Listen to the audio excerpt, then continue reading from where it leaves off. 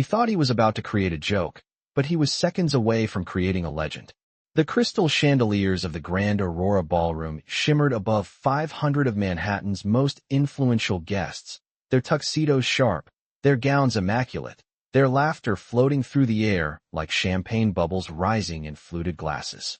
On stage, under a wash of golden light, Victor Hale stood at the center of it all, America's most celebrated crossover tenor, a platinum-selling artist with a voice critics once called untouchable. At 42, with his tailored black suit cut to perfection and his silver-streaked hair styled with effortless precision, he commanded attention without asking for it. Tonight's charity gala was supposed to be another flawless performance in a career built on applause. But near the edge of the stage, half hidden behind a stack of audio equipment, stood Clara Bennett, 34, wearing a modest navy dress and a soft gray cardigan that looked more practical than fashionable. She had spent the evening adjusting microphone stands, checking cables, and quietly humming to herself when she thought no one could hear. She was part of the backstage crew, invisible by design, moving carefully in low heels across the polished floor, never once stepping into the spotlight. Victor noticed her when a minor technical glitch interrupted his introduction. The band paused. The room murmured. Clara stepped forward to adjust a cable with calm efficiency, her fingers steady, her expression composed. And then it happened. Victor, always hungry for the room's attention, leaned toward the microphone with a smile that carried just enough edge to draw blood without leaving a mark. "You seem to know your way around the stage," he said lightly, his voice amplified across the ballroom. "Why don't you sing something for us?" A ripple of polite laughter traveled through the audience, the kind that signals entertainment rather than empathy. Clara froze for half a second, her hand still resting on the stand. 500 pairs of eyes shifted toward her. Phones tilted upward. Somewhere near the front, a woman in diamonds covered her smile with a manicured hand. Victor chuckled as if he had offered her a generous opportunity. "Come on," he added, stepping aside with theatrical courtesy. "Let's see what you've got." He believed he was being charming. He believed the crowd would enjoy the harmless spectacle of a stagehand stumbling through a few nervous notes. What he didn't know, what no one in that glittering ballroom could possibly guess, was that Clara Bennett had once stood beneath brighter lights than these, in concert halls where a single breath could hold 3,000 people silent. She lifted her eyes slowly, not angry, not embarrassed, just steady. And in that small, almost invisible shift of posture, something in the air began to change, though no one recognized it yet. For a long moment Clara did not move, and that stillness unsettled the room more than any nervous stumble would have. Victor kept his smile polished, tilting his head slightly as though indulging a shy child. "It is all in good fun," he added, his voice smooth and practiced, the sound gliding easily through the custom surround system that had cost more than most people earned in a year. A few guests nodded, reassured by his tone. The band members exchanged uncertain glances but remained seated, hands hovering near their instruments. Clara's fingers slowly released the microphone stand. She stepped forward into the full wash of light, and the contrast was almost theatrical. The gold glow that had flattered designer gowns now illuminated the simple fabric of her cardigan, the sensible heels, the understated pearl studs in her ears. She looked small against the towering backdrop of velvet curtains and floral arrangements imported from California that morning. Somewhere near the back, a man whispered, "This should be interesting." The words carried just enough to be heard. Clara felt the weight of 500 expectations pressing down like the heavy summer air before a storm. Her heartbeat was steady, though her palms were warm. She had stood in rooms like this before, though none of these faces recognized her. 5 years ago, her name had appeared in European arts columns beside words like prodigy and transcendent. 5 years ago, she had walked away without explanation, trading standing ovations for anonymity, choosing quiet over acclaim. Tonight she had come only to make sure cables were taped down and microphones worked properly. She had not come to be seen. Victor gestured grandly toward the center of the stage, surrendering the spotlight with exaggerated courtesy. "Take your time," he said, and the subtle emphasis drew another ripple of amusement from the crowd. Clara accepted the handheld microphone from the stand. It felt familiar, balanced, lighter than it looked. She did not glance at Victor again. Instead, she lifted her eyes toward the balcony level, where donors in tailored suits leaned forward with curiosity rather than respect. The pianist gave a tentative look, unsure whether to offer accompaniment. Clara shook her head gently. No music. No safety net. A hush began to settle, fragile at first, like the last clink of glass before a toast. Victor folded his arms, confident, already anticipating the charming chaos of a missed note. He believed he understood this moment completely. He believed he controlled it. But as Clara drew a slow breath, her posture straightened in a way that did not belong to a stagehand. It belonged to someone who understood acoustics, who understood how sound traveled through vaulted ceilings and over polished marble floors. In that breath was discipline measured not in weeks, but in years. And though no one in that ballroom could yet name what they were sensing, the atmosphere shifted from amusement to anticipation, and the distance between mockery and reverence grew dangerously thin. The first note did not explode into the room. It unfolded. Low, controlled, resonant. It moved through the ballroom with the quiet authority of something that did not need permission to exist. The chandeliers seemed to hum in sympathy as the sound rose and expanded, filling the vaulted ceiling before cascading down over polished marble and linen-draped tables. Conversations that had not fully died faded completely. A waiter paused mid-step, a silver tray balanced perfectly in his hand. A woman near the front lowered her phone without realizing she had done it. This was not the thin, nervous tremor Victor had expected. This was depth. This was training. Clara's voice carried a warmth that wrapped around the room and a precision that sliced cleanly through it at the same time. She shaped each phrase with deliberate breath control, vowels rounded, consonants crisp, every note placed exactly where it belonged. There was no accompaniment, yet the melody felt complete, as if an invisible orchestra had risen behind her. Victor's arms slowly unfolded from his chest. His smile, once effortless, began to fade at the edges. He had spent decades refining his ear, and he recognized technical mastery when he heard it. The vibrato was controlled, not indulgent. The dynamic shifts were intentional, not accidental. Clara was not surviving the moment. She was commanding it. At the back of the ballroom, an older gentleman in a tailored charcoal suit leaned forward, his brow furrowing. He whispered to the woman beside him, "That phrasing. I have heard it before."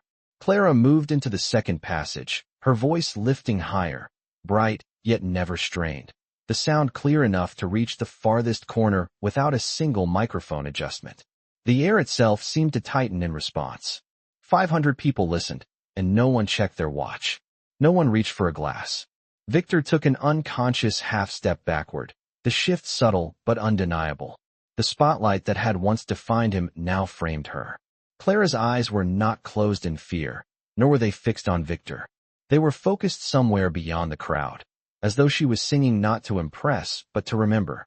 5 years earlier, in a concert hall in Vienna, she had delivered this same aria to an audience that rose to its feet before the final note finished resonating. That night had ended with contracts, headlines, and expectations that felt heavier than applause. Tonight there were no critics, no agents, no promises. Only a room that had expected a spectacle and was receiving something sacred. As she approached the climax of the piece, the energy shifted again. Anticipation replaced amusement entirely. Victor's jaw tightened. He understood now that this was no accident, no lucky talent hidden in plain sight. This was excellence disguised as simplicity. And as Clara drew in one final breath, the kind that anchors the body and steadies the soul, even the faint hum of the air conditioning seemed to disappear, as if the entire building was waiting to see who truly owned the stage. Clara released the final breath and let the note rise, pure and unwavering, climbing through the vaulted ceiling of the grand Aurora ballroom with a brilliance that felt almost tangible. It was not loud for the sake of spectacle. It was precise, centered, and impossibly sustained, the kind of high note that demanded discipline measured in decades, not daring measured in seconds. The crystal pendants above her trembled faintly in sympathetic vibration. A man near the front table slowly set down his fork without realizing he had been holding it midair. Across the room, a woman who had been smiling politely now pressed her hand to her chest, her eyes shining with something far deeper than amusement. Victor felt the shift completely. This was no longer his stage. The narrative he had attempted to script had unraveled in real time. He knew the technical demands of the passage Clara had chosen. He knew how unforgiving it was. Breath support had to be flawless. Placement had to be exact. There was no room for ego inside music like this. Clara held the note for what felt like an eternity, then resolved it with elegant restraint, tapering the sound until it dissolved naturally into silence rather than crashing into it. And then there was nothing. No clatter of glasses. No polite applause. No whispers. The silence was not confusion. It was reverence. 500 people sat suspended in a stillness so complete that even the faint hum of the overhead lighting felt intrusive. Victor opened his mouth, perhaps to reclaim the moment, perhaps to laugh it off as an unexpected surprise, but no words formed. His throat tightened, not from emotion, but from realization. He had invited a spectacle. What he had received was artistry. In the back of the ballroom, the older gentleman in the charcoal suit stood slowly, his chair sliding softly against marble. Clara Bennett, he said under his breath, the name carrying recognition now. She was Vienna's brightest soprano. The whisper traveled, table to table, like a current reconnecting circuits. Phones were no longer raised to capture embarrassment. They were lowered in respect. Clara did not bow immediately. She stood still, allowing the silence to complete its work. Her expression remained composed, almost serene, as if she had not just dismantled the assumptions of an entire room. When the applause finally came, it did not begin as scattered courtesy. It erupted. It rose in waves, filling the ballroom with a force that dwarfed any earlier laughter. Guests pushed back their chairs. Several stood. The ovation built not because she demanded it, but because they needed to release what they had just witnessed. Victor remained where he was, the spotlight now a harsh reminder rather than an advantage. He understood something in that moment that no critic had ever taught him. Talent does not announce itself with arrogance. It reveals itself with inevitability. And as the applause thundered around her, Clara Bennett stood calm at the center of it, the quietest person in the room, and the most powerful. The applause did not fade quickly. It swelled, rolled, and returned again, as though the room needed to convince itself that what it had just witnessed was real.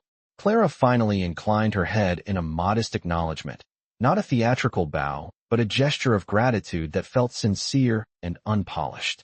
She stepped back from the center of the stage, returning the microphone gently to its stand, as if placing something valuable back where it belonged.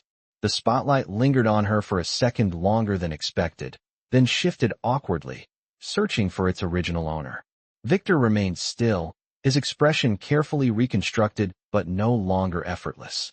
He forced a smile that did not quite reach his eyes and approached her with measured steps, the polished host returning to reclaim control. "Well," he began, clearing his throat lightly, his voice softer than before. "That was unexpected." The word hung in the air, inadequate and small. Clara met his gaze calmly. There was no triumph in her expression, no trace of resentment. Only composure. Up close, Victor could see what the audience now recognized. This was not accidental talent. This was the result of countless early mornings, disciplined practice sessions, and years spent mastering breath and restraint. "You never mentioned you could sing," he added, attempting humor, but the line fell flat. A few guests exchanged looks. The older gentleman in the charcoal suit stepped closer to the stage, his eyes bright with certainty. "She did more than sing," he said clearly enough for nearby tables to hear. 5 years ago, she headlined in Vienna. Critics called her the most promising soprano of her generation. A murmur rippled outward, replacing the earlier laughter with astonishment. Victor blinked, recalculating everything he thought he knew about the quiet woman he had singled out for amusement. Clara offered a small, almost apologetic smile. "I stepped away," she said simply. No explanation, no dramatic backstory, just a fact delivered without bitterness. The weight of that choice settled differently on each listener. Some saw sacrifice, some saw strength. Victor inhaled slowly, the reality pressing in. He had attempted to display generosity by inviting her forward, believing himself secure in superiority. Instead, he had revealed something about himself that no performance could disguise. "You honored this stage tonight," he said at last, and though the words were carefully chosen, there was sincerity beneath them now. Clara shook her head gently. "The stage does not belong to anyone," she replied. "It belongs to the music." The sentence was not a rebuke, but it carried more force than accusation ever could. Around them, guests continued to stand, clapping with renewed respect. The atmosphere that had once shimmered with social performance now felt grounded in something real. Clara stepped away from the spotlight without waiting for further praise, descending the steps at the side of the platform and moving toward the quiet edge where cables and equipment waited. The ovation followed her movement rather than the center of the room. Victor remained beneath the lights, aware that power had shifted in the most unexpected way. And in that grand ballroom, beneath crystal and gold, the loudest lesson of the evening arrived without a single raised voice. Clara did not linger beneath the applause. She moved with quiet efficiency back toward the side of the stage, stepping around coiled cables and lighting stands as though she had never left that role at all. The ovation continued, but she did not turn to measure it. Instead, she reached for the small toolkit she had set down earlier, checking a connection near the monitor speaker with the same calm focus she had carried all evening. The contrast was unmistakable. 5 minutes ago, she had commanded a 500-seat ballroom without accompaniment. Now she was adjusting a wire with practiced precision, unnoticed by most except those who had truly seen her. Victor remained at center stage, the master of ceremonies by title, but no longer by atmosphere. He lifted the microphone slowly, waiting for the applause to soften enough for his voice to enter without being swallowed. "Ladies and gentlemen," he said, and this time there was no theatrical flourish. His tone was steady, stripped of its earlier playfulness. Tonight was meant to celebrate generosity and excellence. He paused, glancing briefly toward the side where Clara stood half in shadow. "I believe we have just witnessed both." The room responded with renewed applause, not for spectacle, but in affirmation. Clara did not look up immediately. When she finally did, it was only because a young server approached her quietly. "Ma'am," the server said, her voice hushed with admiration. "That was the most beautiful thing I have ever heard." Clara smiled gently, the kind of smile that belongs to someone who no longer measures worth in volume. "Thank you," she replied. "Music is meant to be shared, not owned." Across the ballroom, the older gentleman who had recognized her was now speaking animatedly, with several board members of the foundation hosting the gala. Names were being exchanged. Invitations were forming in real time. Offers that would have once altered the trajectory of a career hovered just beneath the surface of conversation. Clara sensed it without needing to hear the details. The path back to prestige stood open if she wished to take it. Victor stepped down from the stage and approached her once more, this time without audience or spotlight. "I misjudged you," he said plainly. There was no defensive laughter, no attempt to disguise the admission. "I thought I understood talent." Clara met his eyes, not unkindly. "We all misunderstand things when we are certain," she answered. The simplicity of the statement settled between them. Victor nodded, absorbing more than he had expected to learn in a single evening. Around them, the gala resumed its rhythm. Conversations restarted, glasses clinked, but the tone had shifted. The laughter was softer now, less sharp. Clara gathered her things quietly, slipping the cardigan more securely around her shoulders. She had not come seeking redemption or recognition. She had come to do her job. As she prepared to leave the stage entirely, she cast one last glance toward the grand chandelier overhead. It glittered just as brightly as before, but the room beneath it felt different. The hierarchy had dissolved without confrontation. The lesson had arrived without accusation. And in that ballroom filled with wealth and reputation, the clearest sound of the night was not applause, but humility. The ballroom gradually reclaimed its rhythm, but something intangible had shifted beneath the glittering surface. Conversations resumed in softer tones, and laughter no longer carried the same sharp edge it had earlier in the evening. Clara moved along the perimeter of the stage with quiet purpose, checking the final cable connections and signaling to the lighting technician that everything was stable. She did not linger in clusters of admiration forming near the front tables. Invitations were already being whispered. A woman from the Arts Foundation requested a private meeting. A philanthropist offered to fund a return to the European circuit. Each offer floated toward her like a golden thread, promising recognition, prestige, and the restoration of a career paused too soon. Clara listened respectfully, her posture steady, her smile gracious, but measured. "I am honored," she said more than once, "but I stepped away for a reason." She did not elaborate. The details of that decision belonged to a quieter chapter of her life, one shaped by exhaustion rather than failure, by the weight of expectations that had grown heavier than applause. Across the room, Victor watched her with an expression that no longer sought control. He observed how she deflected attention without arrogance, how she redirected praise toward the foundation hosting the gala, how she returned the spotlight to its intended purpose. He approached again, this time without the performance of authority. "They will not stop asking," he said quietly. Clara adjusted the strap of her small canvas bag over her shoulder. "They can ask," she replied. "That does not mean I must answer the way they expect." Victor nodded slowly, understanding now that mastery did not require exhibition. A photographer requested a picture. Clara agreed only if the entire backstage crew joined her. Within moments, technicians, servers, and event coordinators stood beside her, slightly stunned to find themselves included. The camera flashed. The image captured not a diva returning to glory, but a team that had quietly supported an evening meant to celebrate generosity. As the gala coordinator announced the final fundraising total, applause filled the room once more, this time directed toward the cause rather than any single voice. Clara felt a quiet satisfaction that the music had served something larger than ego. She turned toward the exit near the side corridor, passing beneath the chandeliers one last time. The marble floors reflected her silhouette, simple and unadorned. Behind her, Victor remained near the stage, fielding compliments that now felt different in tone. When he finally looked up, he saw her pause briefly at the doorway. She glanced back not at him, not at the crowd, but at the stage itself. There was no longing in her expression, only peace. Then she stepped into the corridor, the sound of applause fading behind closed doors. In that grand ballroom filled with influence and wealth, the most powerful presence of the night did not stay to claim its victory. It left quietly, certain that true artistry does not chase recognition. It simply reveals itself when the moment demands it. The corridor outside the ballroom felt cooler, quieter, almost untouched by the electricity of what had just unfolded. Clara walked past framed photographs of past galas and donors, her heels echoing softly against polished stone. The distant swell of applause behind the closed doors dissolved into a muted hum. She inhaled slowly, the air steady and unperfumed by crystal and candlelight. For the first time that evening, she allowed her shoulders to relax completely.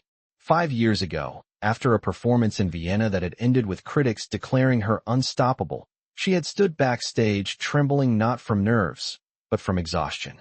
Every contract that followed demanded more visibility, more perfection, more spectacle. Music had begun to feel less like devotion and more like obligation. Walking away had cost her headlines, but it had given her back something quieter and far more valuable. Footsteps approached from behind, measured and deliberate. Victor. He had removed his jacket. The sharp silhouette of celebrity softened now into something more human. "You were leaving without saying goodbye," he said, not accusing, simply observing. Clara paused, but did not turn immediately. "The music already said what needed to be said," she replied. Victor exhaled, a faint smile touching his expression. "They are offering you everything," he said. "Stages, contracts, international tours. Most artists spend their entire lives chasing what you walked away from twice in one night." Clara finally faced him, her gaze steady and unguarded. "I did not walk away from music," she answered. "I walked away from noise." The distinction settled heavily in the quiet corridor. Victor considered the weight of his own career, the interviews, the curated persona, the relentless demand to remain larger than life. He had mistaken volume for significance more times than he cared to admit. "If you ever choose to return," he said carefully, "the stage would be fortunate."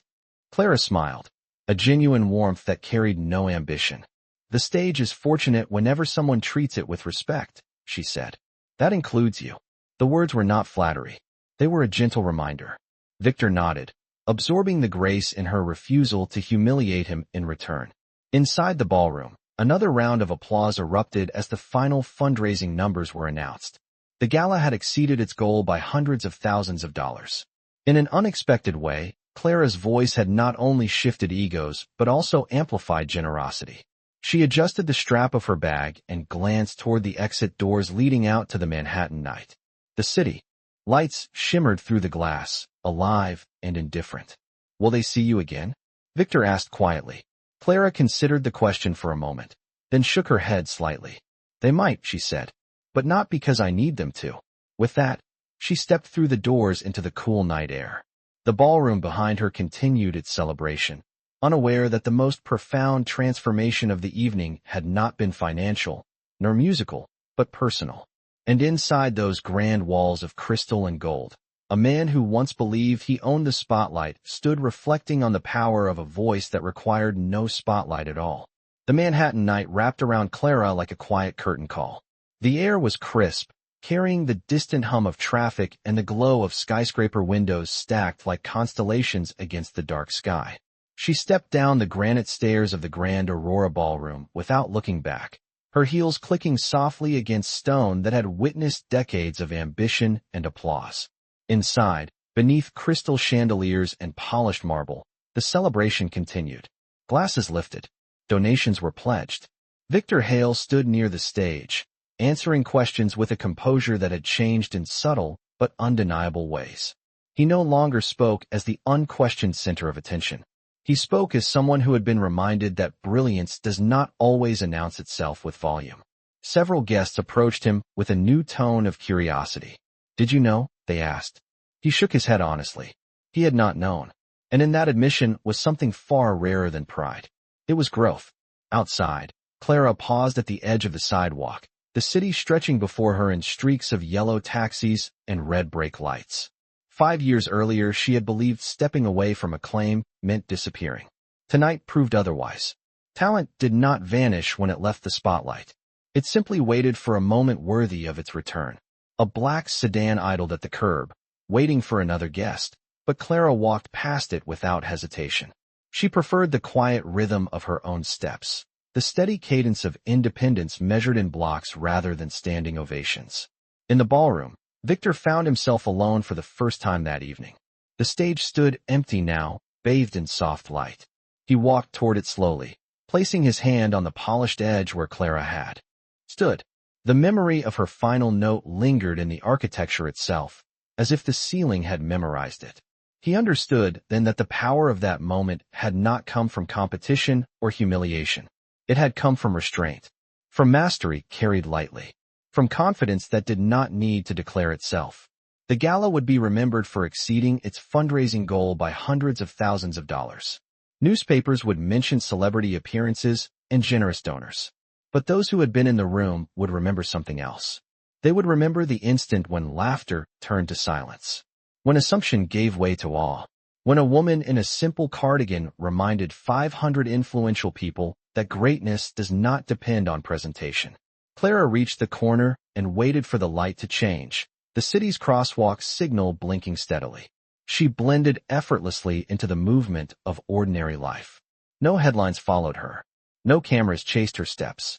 And yet the most powerful transformation of the evening had begun because she chose dignity over defense. Because she answered mockery with music. Because she let excellence speak where ego once stood. And somewhere behind her, in a ballroom of crystal and gold, the loudest lesson of the night remained suspended in memory. Respect is not commanded by status. It is earned in silence.